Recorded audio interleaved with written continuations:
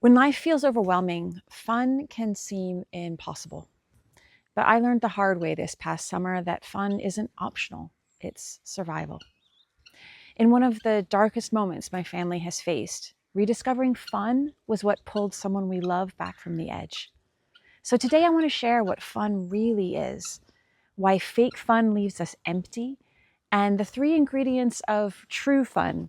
And if you've been feeling drained, stuck, or like joy is out of reach, this might show you a way back to feeling alive again. So I've come out today to Camperdown Country Park.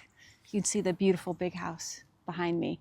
This is a park in Dundee that I love to come to when I just want a little bit of playfulness, a little bit of fun, a little bit of interaction. And the reason I'm here is because I want to talk about why fun is so important in dark times. There's three reasons why I think fun is so essential, and they get increasingly more important. So the first one is that having fun makes you more creative. It helps you solve problems better. So for me, whenever I want to start filming a video and I'm not sure exactly what I want to talk about, I've learned now to go out for a walk somewhere that has a bit of novelty, a bit of interest, something that I feel a sense of exploration.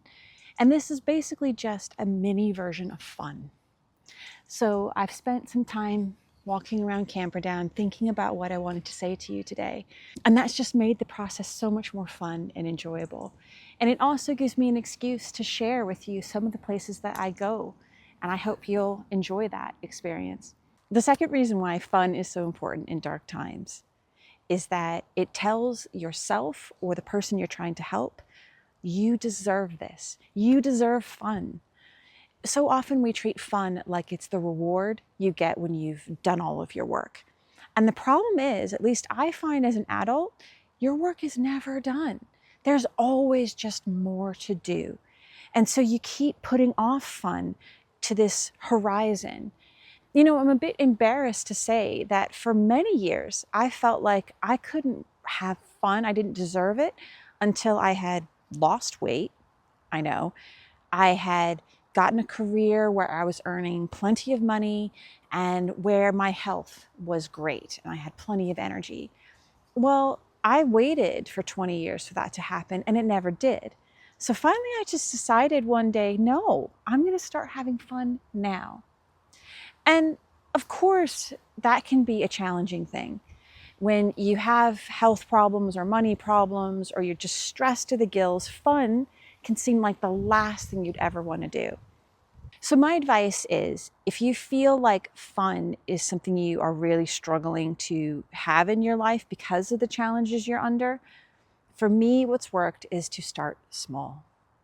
So today I've come out to Camperdown, to this park, and one of the fun things I've done is simply just chatting with some people.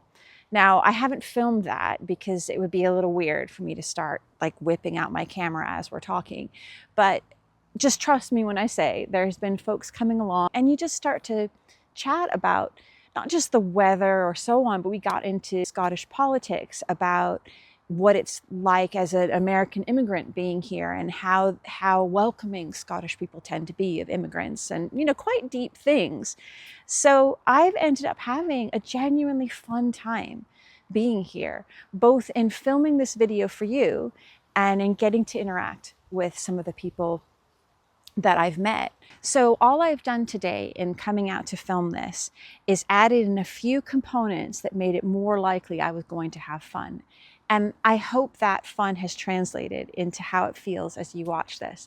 I hope you can imagine that you are with me here at Camperdown, wandering through the park, and that just brings a bit of fun to your day. So the third reason why fun is so important in dark times, and it is the most important reason, and also a very personal and emotional one for me, is that fun can be what makes life worth living. This summer, my family and I experienced that firsthand. So my son, he's given me permission to tell his story, which is that he's been getting badly bullied at school. And it got to the point where at the beginning of this summer, he came to us and let us know he had been having suicidal thoughts. And I know that's a really heavy subject for a video like Fun, but the reality is, when he told us about that, we leapt into action and did a lot of things, and I'll maybe make another video about that sometime. But one of the things that we really saw make a difference was having fun. And so what we were able to do this summer, and we're continuing to do, is go, of all things, we go to 10 Pin, which is this place with bowling and pool and air hockey, and we have fun as a family. And it blows my mind to think that something like going bowling or playing pool could be so life-changing, but I swear it is, because it gets us out of our kind of rut. It gets us out of this constant sense of survival mode and problem solving and trying to fix things and just feeling exhausted by all of it. The joy of going bowling and playing pool is that it doesn't matter. There's no high stakes to be had there. And that's really rare in our lives. Normally we have to make every decision so carefully because it's a question of how do we want to spend our energy? How do we want to spend our money? How do we want to spend our time? And it can feel like if it's not doing a massive amount of good, it's not worth doing. And we've really had to change our approach. Even just getting to this 10 Pin place in the first place took us years. And Malcolm and I tried it one night, and we were just so overwhelmed by the loud noises and the flashing lights that we were immediately put off.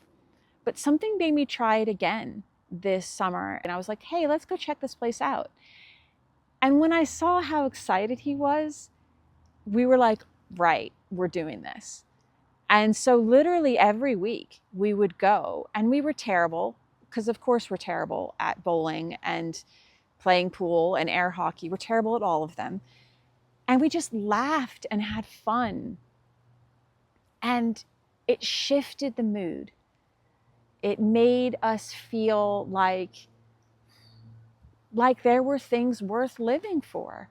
I, of course, wanted to understand a lot more about fun. And some years ago, I came across a book called The Power of Fun, which is an entire wonderful book about why it matters. And the subtitle of it is something like how to start feeling alive, something along those lines. And it's addressing that feeling that so many of us can have, that we feel dead inside, and how fun can be the thing to change it.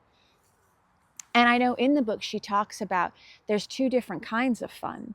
So you might be thinking, when I say the word fun, what she would call fake fun. So this is things like watching TV or buying something. This is the kind of stuff our capitalist society is constantly pushing down your throat. Fake fun, like junk food, leaves you feeling hollow and empty afterwards. You might get a bit of a laugh, but you don't really feel any better afterwards. That's fake fun.